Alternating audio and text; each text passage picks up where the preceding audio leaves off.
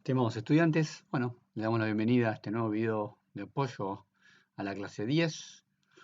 Eh, Vamos a seguir trabajando sobre el espectáculo deportivo. Habíamos visto ya en clases anteriores que constaba de tres elementos para definirlo. Uno era la organización institucional, el otro era las condiciones materiales, los estadios para que haya espectáculo, y el último era la prensa, los medios y el rol que jugaban para que el espectáculo sea consumido por un público mayor, sea un tema de conversión. Y bueno, desde la semana pasada trabajamos con la revista El Gráfico. Esto es un poco honramos el título de Historia del Periodismo y el Deporte. Al principio habíamos trabajado más sobre el deporte, ahora empezamos a ver el rol de los medios. Vamos a ir abordando cuatro medios. En este caso, cuando hacemos las clases presenciales, trabajamos con Crítica y la revista La Cancha. Crítica es un libro muy famoso y muy conocido de la década del 20 de la Argentina. Fue el primer diario moderno, popular, ya vamos a trabajar sobre él. Y la revista La Cancha es una revista exclusivamente de fútbol, em, quizás menos conocida, perduró menos en la memoria, con lo cual va a ser interesante que la puedan ver. En este caso vamos a dividir la clase en dos partes para profundizar cada uno. O sea, vamos a empezar trabajando con crítica y en la otra semana trabajaremos con la cancha. Para eso tienen para leer a la historiadora Silvia Zaita, que escribió un artículo breve, interesante, sobre la relación entre crítica, pero en especial su fundador y personaje clave, sobre lo que queremos que trabajen ustedes, Natalio Botana, el fundador y dueño de Crítica, y cómo se metió en la Asociación Argentina de Fútbol, ¿no? Para ver los vínculos entre el fútbol y la prensa. Si alguno quiere trabajar un poco más y conocer más sobre el diario Crítica, le podemos recomendar este libro de Silvia Zaita, que aborda este, la década del 20, la década de esplendor del diario. Bien, la vez pasada habíamos trabajado con el gráfico, ¿no? Eh, en este punto me parece importante reforzar que nosotros queremos trabajar dos aspectos de los medios y nos va a pasar con todos los medios que vayamos abordando. Por un lado, queremos que ustedes los conozcan sus características, sus formatos, sus periodistas, este, un poco conozcan el medio en general. Eh, y en segundo lugar, el otro aspecto que trabajamos mucho es el aspecto que tiene que ver con cómo ese medio, o la línea editorial, o es decir, cómo ese medio aborda lo que, lo que este, trabaja, en este caso el deporte. Y en ese sentido es que vamos a trabajar el plano de los discursos, ¿no?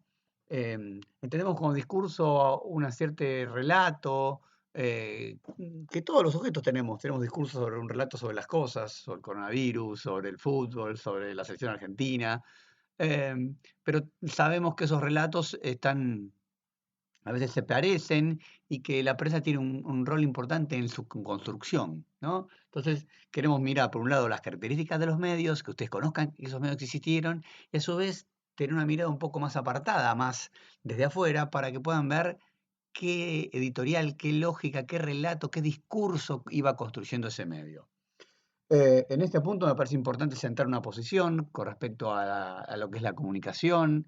Em, si bien cuando los medios más masivos, la prensa en los 20 y después la radio sobre todo a finales de los 20 empiezan a irrumpir, empieza a pensarse desde aquellos que estudian esos fenómenos, la idea está un poco vieja a esta altura, pero a veces bastante arraigada en el sentido común, aún en el sentido común periodística, de que los medios manipulan a la gente. Bueno, esa idea parte de un preconcepto de que hay un emisor, que es el medio, emite un mensaje, y el receptor, que es el lector, el escucha, lo recibe pasivamente, no tiene nada en la cabeza y simplemente replica aquello que el medio señala. Bueno, yo que sé, más avanzado en los décadas del 70, 80 del siglo XX, esas teorías empezaron a ser puestas en cuestión y se sabe que la cosa es más compleja, los medios emiten un mensaje, los receptores lo reciben, lo recodifican y después piensan o construyen un relato a su medida. Como que no es el emisor una persona pasiva en esta relación, sino que es sumamente activa. Si no, nos entenderían como algunas películas que tienen todos los medios a favor son un fracaso, o algunas, mismo por ejemplo, películas que son alternativas, con poca difusión, después se convierten en un boom, ¿no?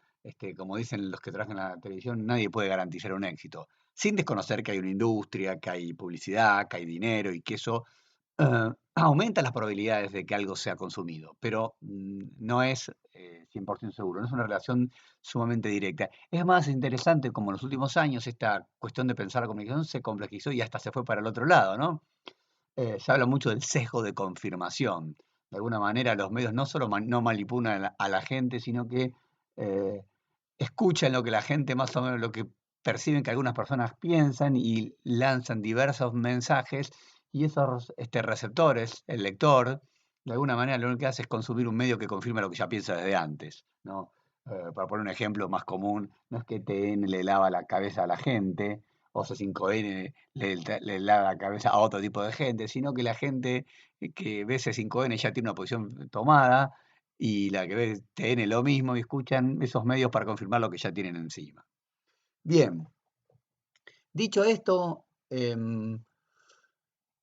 lo interesante fue trabajar el gráfico, mostrarle las transformaciones de la revista, su formato, pero sobre todo lo más interesante es cómo fueron construyendo un relato sobre el fútbol, ideas sobre el fútbol argentino que llegan hasta nuestros días y que son sumamente vigentes y que de alguna manera ustedes con el ejercicio de la semana anterior confirmaron que existen y que siguen siendo, este, están muy presentes en nosotros. O sea, volviendo un poco a la clase anterior, a las primeras clases, la idea es que desnaturalizar esos discursos, ¿no? Ponerlos en cuestión, preguntarse, ¿es así? ¿Hay estilos? ¿No hay estilos? Si hay estilos, ¿por qué uno cree que son de una manera? ¿Y son posibles de confirmar? Etcétera, etcétera. O sea, complejizar un poco el asunto. No solo el gráfico construyó estos discursos, relatos sobre el fútbol, sino que hay otros medios que también lo hicieron. Estos dos que vamos a ver también tendrán su mirada.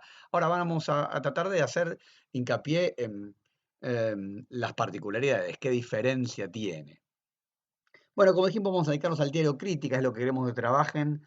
Fue el primer diario moderno en el sentido de popular, ¿no? Se propuso como portavoz de los intereses y expresiones populares. Nos gustaría poder hacer un contexto de la prensa escrita en general para poder entender qué es lo que, en qué innova crítica y dentro de qué tradición nueva se inscribe. Miren, si tenemos que pensar en la prensa, cómo es la prensa diaria, los periódicos de fines del siglo XIX y comienzo del siglo XX en Buenos Aires, básicamente, que es lo que está estudiado, pero podría ser aplicado a cualquier gran ciudad, podemos decir que la mayoría de los periódicos hasta ese momento vienen de una tradición que es la tradición francesa, de lo que se denomina el periodismo de ideas. El periodismo de ideas es esta cuestión de que los diarios surgen como voceros de ideas políticas o partidos políticos. Básicamente los diarios no son otra cosa que un medio que crea algún partido político, un grupo de personas que tienen cierta ideología, para expresar sus ideas. Entonces están destinadas a qué público, a un público lector, a un público interesado en ese tipo de cuestión. Es interesante porque eso hace que en los diarios, en estas primeras siglo XIX, principios del siglo XX, duren poco, porque capaz duran lo que dura una campaña electoral. Em, en la Argentina quizás el diario de ideas más que importante y más relevante, aún sobreviviendo, ¿no? Es La Nación. El diario La Nación aún sigue siendo un diario de ideas, podemos decir, aunque tuvo que modernizarse. Quizás un estudio sobre la página deportiva del diario La Nación es un muy buen ejemplo de cómo se resistía. Durante mucho tiempo el diario La Nación se resistió a que el deporte tenga un rol más importante hasta que tuvieron que hacer una especie de suplemento deportivo, un poco ayornándose bastante tarde, le voy a decir, casi a fines del siglo XX. Fundado por Bartolomé Mitre, un prócer de nuestra, una persona muy relevante de la política nacional, fuese el típico diario de idea. Miren cómo era más o menos la prensa, el mundo de la prensa en ese final del siglo XIX. Miren, el censo de 1896 decía, daba cuenta que existían 6 periódicos, 3 matutinos y 3 vespertinos. La prensa es un diario importante, ahora vamos a hablar un poquito, fundó un poquito antes que La Nación. Ya para 1914, o sea, en el próximo censo de la República Argentina, aparecen 12 periódicos. Lo interesante aquí es no enmarcar que pasamos a duplicar la cantidad de periódicos, sino que aparece algunos diarios que ya empiezan a seguir una nueva tradición. Si esta es la tradición francesa, el periodismo de ideas, surge el modelo norteamericano. Em, eh, yo creo que y ahí, esto es lo que se denomina prensa moderna, ¿no?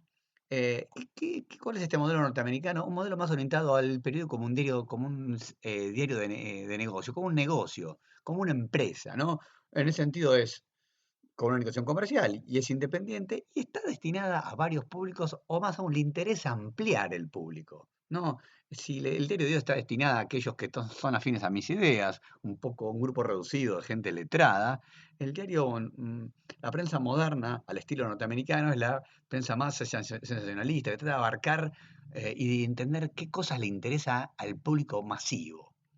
Em, el diario crítico se funda en 1913 y pasa por las dos épocas. Tiene una primera época de diario de ideas, un diario pequeño, 19.000 ejemplares. Y lo interesante es ver la transformación que se da en esta segunda época que arranca de 1920 22 en adelante, donde el diario se amplía y se convierte en el famoso diario crítica que hasta hoy el día se conoce o se ha estudiado, ¿no? El diario más popular. Porque cambia, también hay que echar un poco del uso del contexto político en que esto sucede. Eh, de alguna manera crítica se adapta a un cambio muy importante que sucede en la política argentina, que es la sanción de la ley Sáenz Peña, que establece el sufragio, el voto universal, secreto y obligatorio. Hasta ese momento votaban solo los notables, los miembros de la elite, los sportman, para decirlo de alguna manera. Y a partir de la ley Sáenz Peña empiezan a votar todos. Todos ha restringido. Sabemos que los inmigrantes no votaban, las mujeres no van a votar hasta el gobierno de Perón. Con lo cual, lo de universal es entre comillas, pero sí se amplía mucho más gente. Esto implica que básicamente los políticos, y esa política era una política de unos pocos notables que manejaban todo, den paso a la aparición de esto muy interesante para los que estudian los medios, que es la opinión pública. Esta idea de que allá afuera hay un gran público que con su opinión presiona, puede, y hay que satisfacer, ¿no? Eso es un poco lo que sucede. Y Crítica de alguna manera va a ser el diario que se va a tratar de eh, em, eh, enarbolar como aquel diario que expresa lo que la gente quiere, lo que la gente quiere oír, lo que la gente piensa, ¿no? Alguna relación con el fútbol que le gusta a la gente y todo ese tipo de cosas pueden establecer, ¿no? Sabemos que eso, la opinión pública, es algo variado. Lo que le gusta a la gente es muchas cosas, le gusta a la gente, pero hay una construcción de que hay algo que, yo sé lo que a la gente le gusta sangre, le gusta violencia, le gusta intriga, ¿no? No sabemos si eso es así, lo importante es que hay una construcción en ese sentido. Em, en este cambio y en esta apuesta, en esta reconversión, también hay una reconversión material. Crítica se muda, compra maquinarias muy modernas e instala un taller propio, una máquina rotativa que es capaz de imprimir muchos ejemplares al mismo tiempo y además la instala en la vidriera, o sea, la máquina que imprime diarios se pone en la vidriera y la gente pasa. Crítica se convierte en un foco de interés. El edificio va a ser muy interesante, ahora algo les vamos a contar. Eh, Al resto de la prensa es que, diaria, de los diarios básicamente, eh, yo diría que el diario La Prensa, valga la redundancia, es el primer ejemplo de un diario moderno, ¿no? Que se reconvierte. Y hacia principios del siglo XX es el más leído, alcanza 160.000 ejemplares. Fíjense que Crítica cuando sale en esta misma época solo vende 19.000 ejemplares. Pero también surgen otros tres diarios modernos, La Razón, eh, eh, perdón, otros diarios, sí, sí, La Razón, que tiene 3 ediciones, pero lo interesante es que La Razón va a empezar a trabajar 2 secciones que van a ser novedosas, que en La Nación están muy poco, que aparecen muy poco, que es la sección policía y esta que nos interesa a nosotros es en el mundo del sport, ¿no? El sport, del deporte, hasta ahora de la elite, empieza a tener algún lugar. Y después aparece en Última Hora, que lo que va a agregarle en Última Hora va a ser algo de tratar de hablar en el idioma del pueblo, ¿no? El lema de la Última Hora es ríe de todo lo ridículo, dice lo que todos callan, ¿no? Esta idea de nosotros somos lo que decimos la posta, la verdad, no nos atamos con nadie, va a incorporar, va a ser más divertido el diario porque va a incorporar la sátira, el humor, gráfico, y va a hablar con el idioma lunfardo, el idioma de la calle, del tango, de la orilla, como tratando de empatizar con el público lector, ¿no? No hablar en difícil, en complicado, sino como habla la gente, para seguir con esta metáfora de la gente. Bien, nosotros uno de los ejercicios que vamos a hacer es tratar de comparar esta tapa de crítica, sobre todo de la época moderna de crítica, con la tapa de La Nación, para que la comparen no solo qué temas están en su portada, sino cómo es el diagrama, cuál es la estética, ¿no? Porque dice mucho del diario. La otra cuestión que queremos que trabajen es su figura central, la figura crítica es Natalia Botana. Natalia Botana es crítica, un personaje muy particular, eh, este, como el primer empresario de medios de la Argentina, con toda la cuestión excéntrica y otras cuestiones más que queremos que indaguen. Para eso vamos a trabajar, este, van a trabajar con esta película que se llama El Mural. Hay unos fragmentos. La película en realidad quizás no es eh, sumamente interesante, pero trabaja un momento muy particular de la vida de Natalio Botana, que es cuando él contrata a uno de los muralistas más importantes, Antonio Siqueiros, para que en el sótano de su casa haga un mural, ¿no? Es como un capricho, pero este, le paga muy caro a un tipo muy importante del muralismo de esa época y se hace un mural personal. Es como que uno le diga no sé, a Leonardo da Vinci, pintame una Gioconda para mí o alguna pintura en particular. Es una historia muy interesante. La película muestra esto, pero nos permite la película recrear algunos momentos de Botana en crítica. Em, Así que van a trabajar sobre eso. Solo dos datos queremos darles para que puedan entender quizá algunos de los fragmentos. Primero, cuando se habla de Bordavere, se habla Bordavere es un senador que es asesinado en el Congreso Nacional el 23 de julio del 35. En realidad, el atentado iba contra Lisandro de la Torre, que era uno de los políticos quizás más importantes de la oposición de ese momento, y por un error de cálculo hay una película que se llama Asesinato en el Senado de la Nación, muy vieja argentina, que muestra esta cuestión. Es muerto Bordavere, es un escándalo total, ¿no? Que se mate un senador de la República y adentro de la República.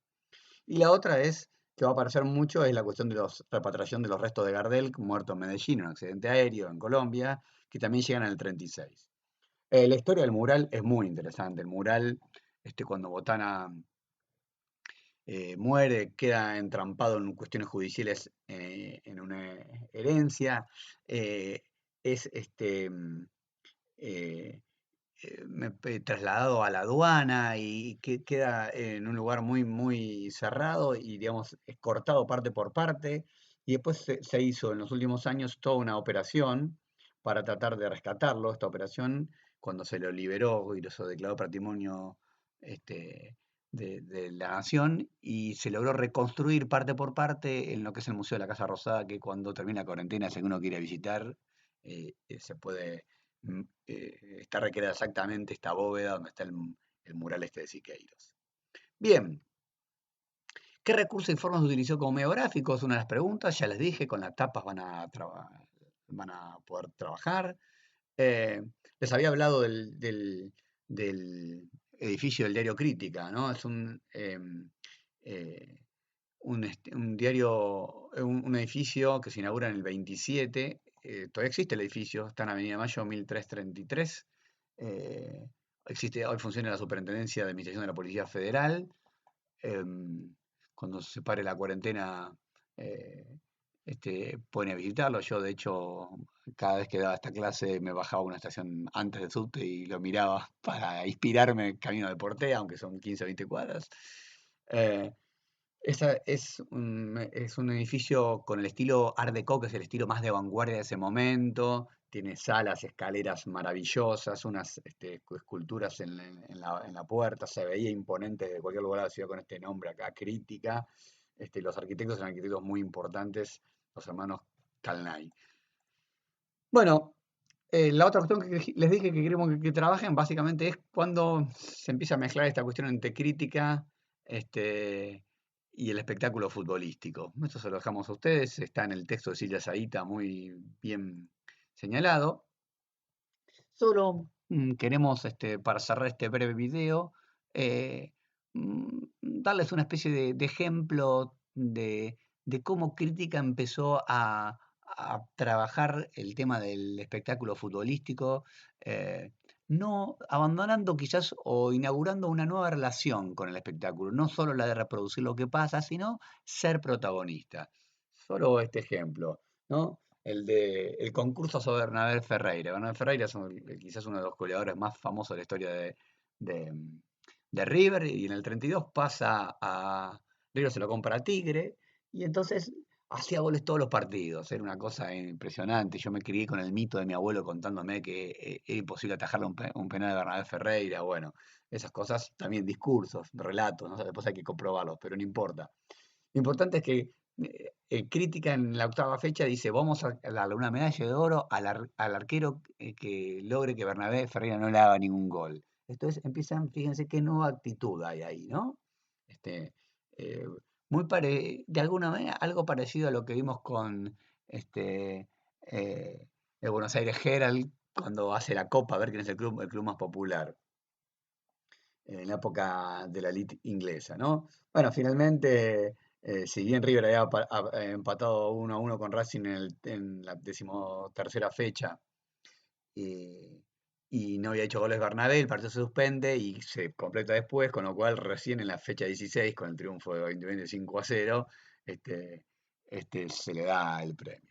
Bueno, básicamente es un poco esto que nos queríamos que trabajen, esperemos que les sea útil y los esperamos en la clase siguiente en la que vamos a trabajar la revista La Cancha.